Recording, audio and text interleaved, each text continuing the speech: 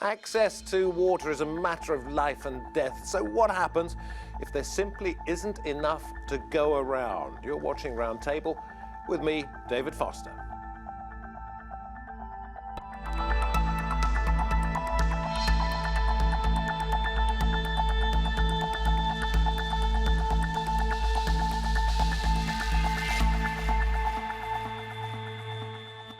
You know, we all believe we have a basic right to water. Clearly, nothing else can replace it. But there are some scientists who believe there could be a global shortage in a matter of decades. If that were the case, how far would countries be prepared to go to protect what they have?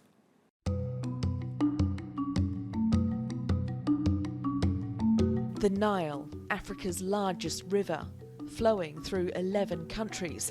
It is a primary source of water, and any perceived threat to supply upsets those who rely on it. Recent tensions have centred around an Ethiopian megadam that Egypt sees as a risk.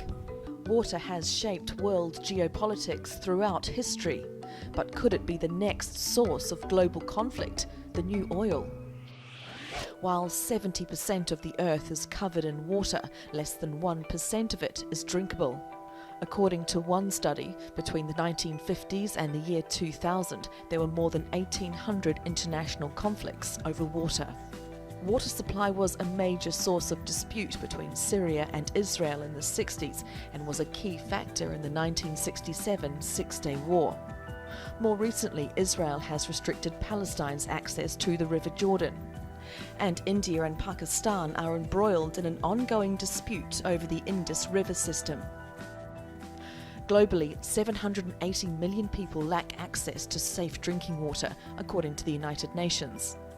A 2015 UN report cautioned that world water supply will fall by at least 40% by 2030.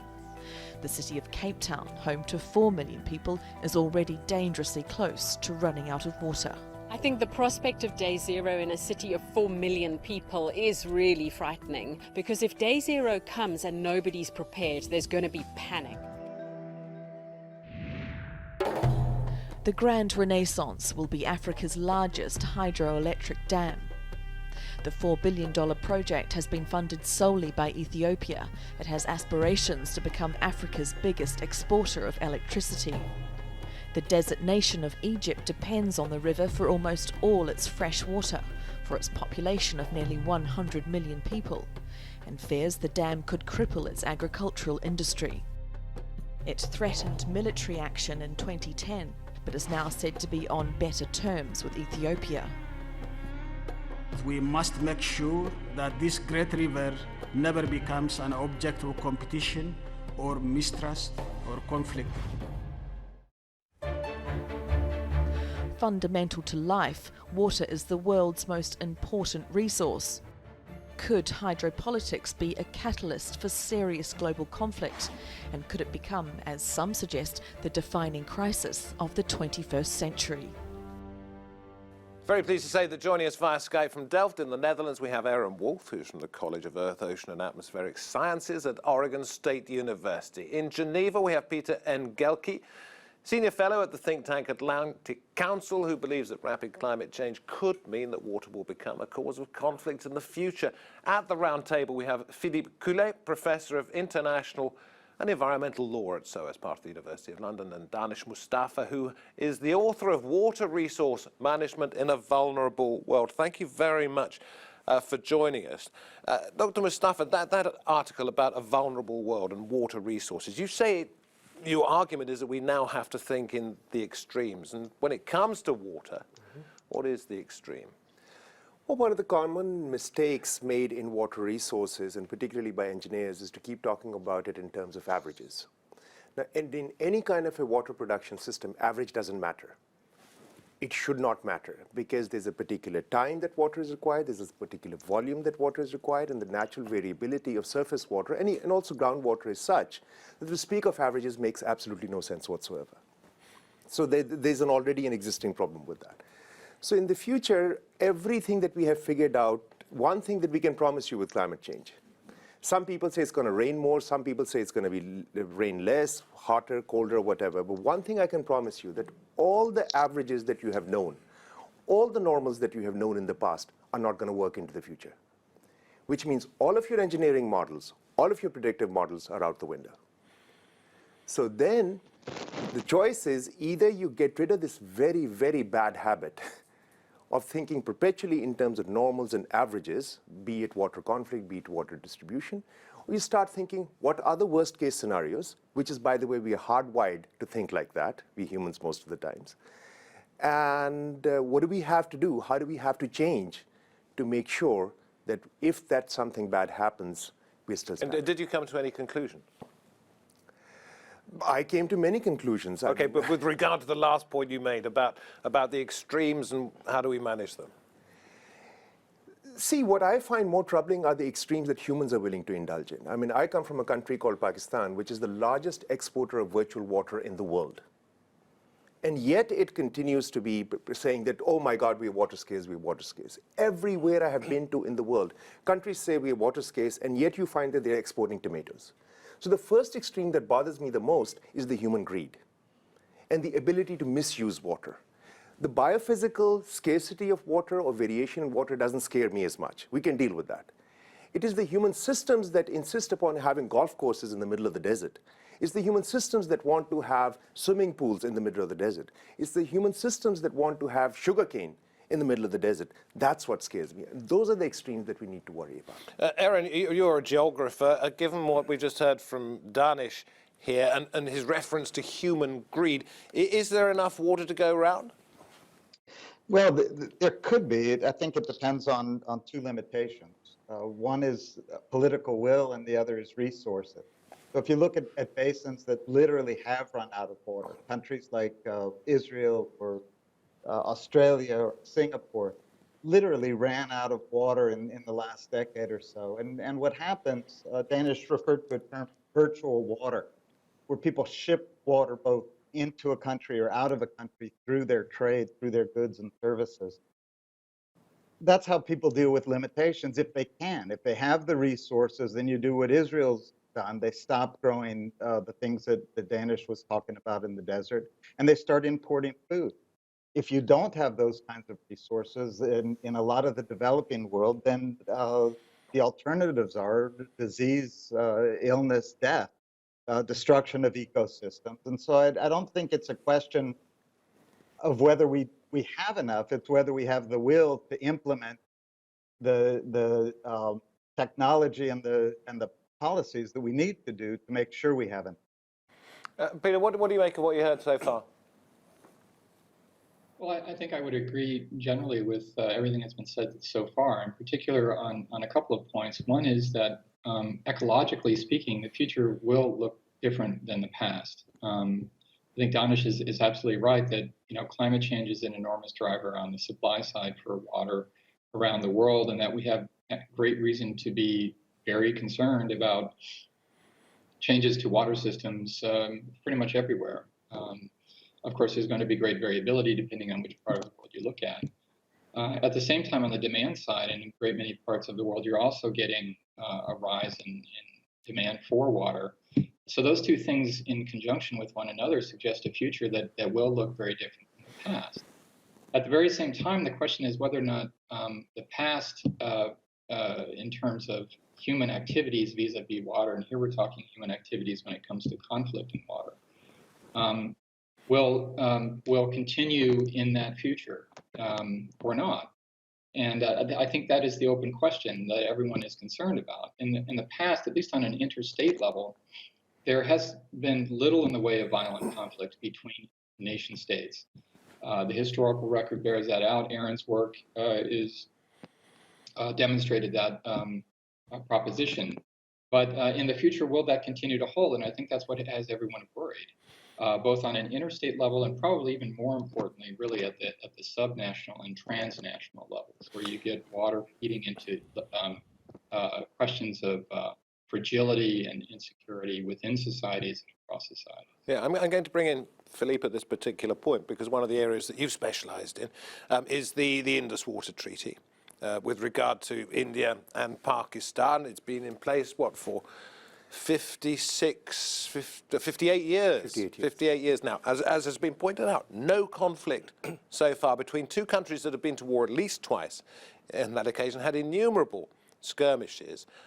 Why have they managed to keep warfare out of water when it is so potentially a source of friction? I guess one of the things which is very interesting is the extent to which the formal armed conflicts have not entered into the domain of water. In a way, because we had a situation in 2016 where in the context of one of these regular skirmishes between the two countries, as in armed skirmishes, suddenly the Indian side said, oh, now we'll withdraw from the treaty. Which, the way in which the treaty was constructed doesn't make it very easy. Obviously, any country can withdraw from any treaty because that's their sovereign prerogative. But it's structured in such a way that you can't walk out just on one day because you're unhappy, which is what happens with those. Well, and in fact, Pakistan's foreign minister said if they were to walk out of it, it would be taken as an act of war. No, but the interesting thing is that I suspect for both countries, it would be much more difficult to walk out than to stay in the existing regime. And that's probably one of the things which makes it hold, in the sense that whatever was decided in 1960, however much it's suitable or unsuitable from a geopolitical point of view, from an environmental point of view, because we have these rivers that from the Indian side are not supposed to flow into Pakistan, as in they are allocated to India. Yeah. That balance has now been enshrined into the way in which the two countries behave with each other. And if anything was done to upset that balance, I suspect the imbalance would be even much worse than what we have today. Because so in that sense, it would be an act of war, but of a different kind. But isn't it fascinating that over the centuries we have had sieges in many conflicts, in which you take away the resources that people need to survive. So why hasn't this happened with water? Well, it can happen. It hardly ever happens. It hardly ever, but the Egyptian side has also at some point threatened the use of armed force against Ethiopia in the context of the building of that large dam on the Nile. So it doesn't happen, thankfully. But water is so important. So on the one hand, it can lead up to those consequences. On the other hand, countries prefer trying to cooperate to the extent they can, I guess, in the modern age. Because it is the ultimate act of war, isn't it? Indeed. Indeed it is. But contemporaneously, if you just look at the physical side of it and the scale of the countries and the entities that we are talking about, it's one thing to divert a spring. It's another thing to mess around with the entire geometry of a river basin the size of the Indus. So physically, there's a whole set of problems over there. But what worries me more, and I think what worries, say, a Prime Minister of India or a Prime Minister of Pakistan, is the interprovincial, domestic water conflicts, more so than between the states. Yes. Between the states. I mean, yes. in states, not as in national states, but as the in sort of subnational states within. Exactly. I mean, India water data is classified. It is classified not because they want to spite Pakistan. It does spite Pakistan, but that's not the intent. The intent really is because they do not want Punjab or Haryana or Rajasthan or different confederating states of India to get on each other's throats, because there's a much more live issue. And when water issue aligns with questions of ethnicity, I would say that in terms of how you talk about it, becomes a much more potent threat. In 1980s, 45,000 people died in the Sikh insurgency in the Punjab in India. And one of the very live issues there was the question of water distribution between Punjab and Haryana, where a whole bunch of actual laborers for working on a canal were actually assassinated by Sikh extremists. Was that because of water? I'm not suggesting that water was the only reason, but what everyone can say is that that was in fact an instance where water was used very strategically to cause such a massive, to be one of the very major factors in causing the massive loss of life that did happen in the civil insurgency. I think same sort of stories are sort of brewing all over the global south. I know a few stories in Pakistan. I'm sure Philippe knows a few stories in India. I think that's the level at which not enough attention has been paid. And the pattern of future conflict, it seems to me, is not states going at war with each other with their disciplined armies, but rather more of a civil conflict, which is where it's so moving this on, Aaron, anybody can jump in on this, but Aaron in particular, as a potential source of conflict, at what parts of the world in particular should we look? Yeah, so I think if we talk about conflict, international conflict, certainly we need to distinguish between violent conflict and tensions, political tensions. And so as a number of people have suggested, there's a rich history of political tensions around water at the international scale and very little history of actual violent conflict across boundaries, specifically over water resources. And as a number of people have suggested, as you drop in scale, the likelihood of violence goes up. Certainly within countries, tribes will fight, individual farmers will fight more and more often and readily. If we look at the international scale, the places we look for tensions are where somebody's building something upstream and somebody downstream doesn't like it. That's the crux of the relation. And so we see tensions now over upstream dams in the Aral Basin. We see them in the Nile Basin. Certainly anywhere where China has access to the headwaters of most of Asia's rivers, they have deep thirst for energy, which often is derived through hydropower. So Chinese dam building upstream in Asia is a place to watch. These are the places I think to watch for the cross-border tensions. But I do want to also suggest that the cross-border tensions are really not where the dangers, I don't think even are in the civil wars within countries. I think the real danger is simply the lack of access of a safe, stable supply of water resources, where literally 2.5 million people lack access to sanitation. 250 million people get sick every year. 2.5 to 5 million people die every year. Most of these are children. So I think if we're looking for destruction, we don't have to look far into the future. Currently, we look on the ground and we try and figure out how we save the people and ecosystems that are currently being degraded. And Peter, I mean, in taking it on, because it's useful to have this side of the argument now, in terms of sort of ensuring water safety for large swathes of the global population, are we making big advances, or are we looking elsewhere and concentrating on matters that don't necessarily have the same scale? Well, there's no question that water, as everyone in this panel has already said, there are a few issues in the world that have as much impact in terms of scale as water does. Unfortunately, water, I think, is also one of those issues. While it's incredibly important, in fact, it's literally existential for every single human being and every living creature on the earth. Does not, in my opinion, get the attention that it deserves for all the reasons that all of the guests have put on the table.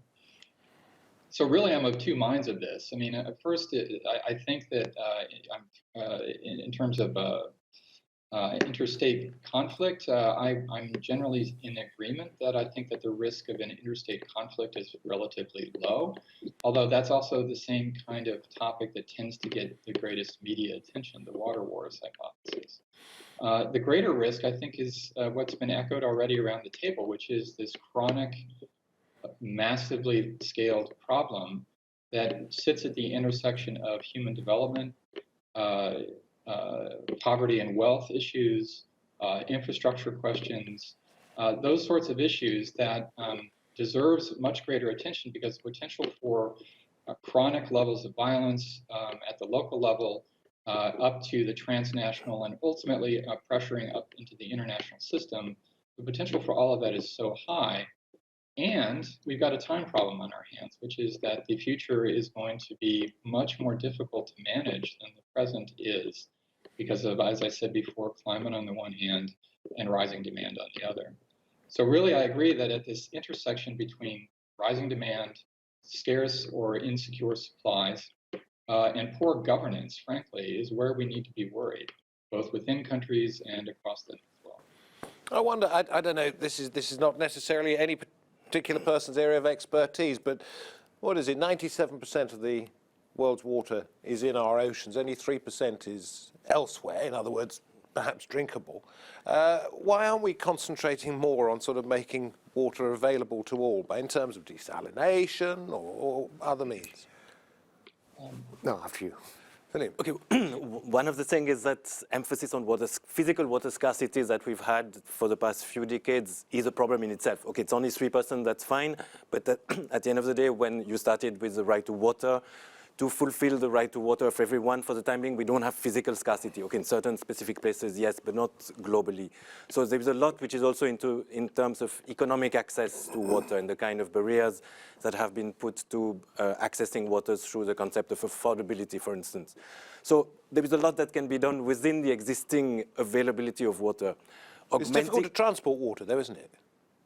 No, sure, but there are lots of places around the world where we are told scarcity is what we should address, where in fact it's more the intersectoral allocation.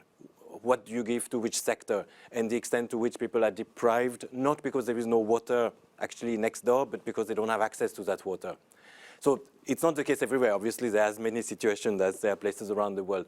But in terms of the global idea of water scarcity, there is something wrong there for the timing. Obviously, we're moving towards more scarcity, so we need to do something, but not what everything. is that something? No, that something may be augmenting somewhere, but the first thing is more equity in access to water.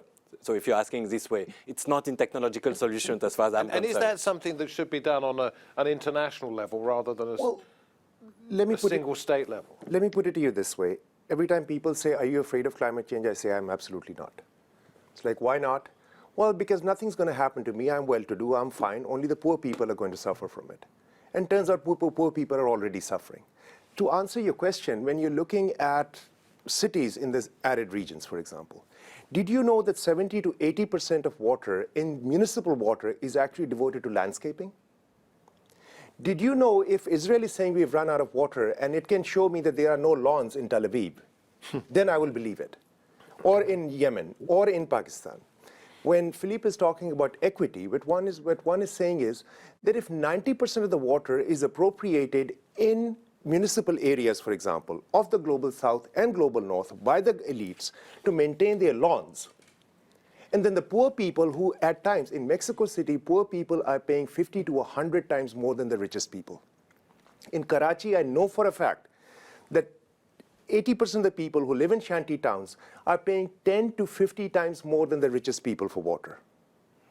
And then when someone says that there's water scarcity, as if everybody's in the same boat. Everybody's not in the same boat. And when climate change happens, it's going to be the same sort of class differentiation. We may be in the same boat, but we are not traveling the same class.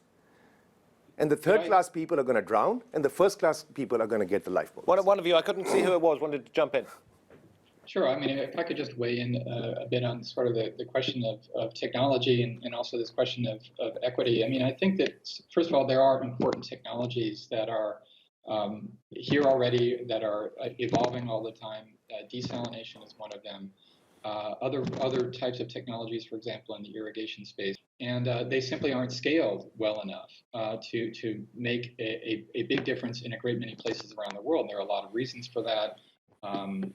Cost is a primary problem, as is a number of other issues, for example, in environmental consequences of desalination. But I think that this conversation is a bit analogous to the energy question when it comes to climate change, or the question of energy security, which is that we don't spend enough time talking about energy efficiency, which we should be talking about a lot more when it comes to securing ready access of enough energy to run the economy. Because there's simply a lot of waste in what we do as a species when it comes to the use of energy. Aaron, let me ask you this, and Philippe as well. If there was one thing you could say at the moment needs urgent attention when it comes to all of the things that we've talked about, what would it be when it comes to water security? Yeah, as I say, I think the lack of access to safe sanitation and clean water in the developing world is a crisis on order the biggest crises that we're facing today. I think all the rest of it, even climate change, the threat of war, the threat of internal civil wars, all of this pales in the extent of destruction that's going on day after day. I think we know the menu of solutions, and we've talked about some of these. You move water from one sector to another, you move slowly into technology, you think about what you're importing, what you're exporting. And we have cases, countries that have done this. Israel ran out of water in 1970, and so all of their growth since then has been through increased efficiencies and some technology. The question is, do we have the political will and the resources to implement what needs to be done in the developing world? Fascinating discussion. Aaron, Philippe, for a last word, thank you. At the local level, I would say access to water as a fundamental right. At the international level, I guess, going back to what you were saying in Daanish at the beginning, one of the major issues we have is that idea of water still being something that's allocated through sovereign entities.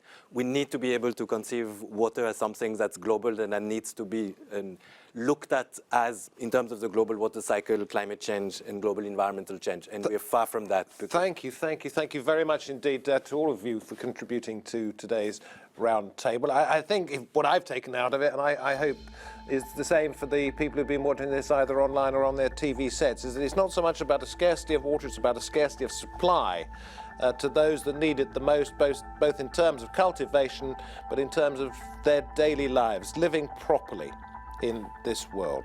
You've been watching Roundtable. From me, David Foster, from my guests and from the team, thanks for watching. We'll see you next time, I hope. Bye-bye.